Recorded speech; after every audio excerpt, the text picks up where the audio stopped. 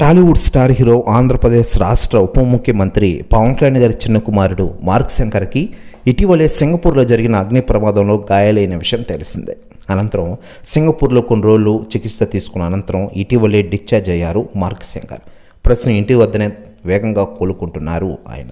ఇక ఇదిలా ఉండగా మార్క్ శంకర్ తల్లి పవన్ కళ్యాణ్ గారి భార్య అన్నా లెజినోవా గారు ఇటీవలే తిరుమల దర్శనానికి వెళ్ళిన విషయం విదితమే. శ్రీవారి దర్శనం అనంతరం తలనీలాలు సమర్పించారు అన్నా లెజినోవా గారు. అంతేకాకుండా అన్నదాన ప్రసాద కేంద్రంలో మధ్యాహ్నం భోజనానికి 17 లక్షల వితరణ చేసిన విషయం మనకందరికీ తెలిసిందే. ప్రస్తుతం న్యూస్ కూడా తెగ వైరల్ అవుతుండగా తిరుమల శ్రీవారికి తలనీలాలు సమర్పించడంపై ఇప్పటికే సెలబ్రిటీలు, రాజకీయ నాయకులు స్పందిస్తూ ఉండగా తాజాగా కేంద్ర మంత్రి నిర్మలా సీతారామన్ గారు స్పందించారట.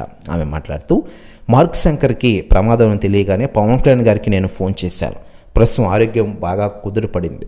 రాబోయే రోజుల్లో మార్క్ శంకర్ త్వరగా కోలుకుని మన ముందుకు వస్తారు. మరోవైపు పవన్ కళ్యాణ్ గారి భార్య అన్నా లెజినోవా గారు శ్రీవారిని దర్శించుకుని తలనీలాలు సమర్పించింది.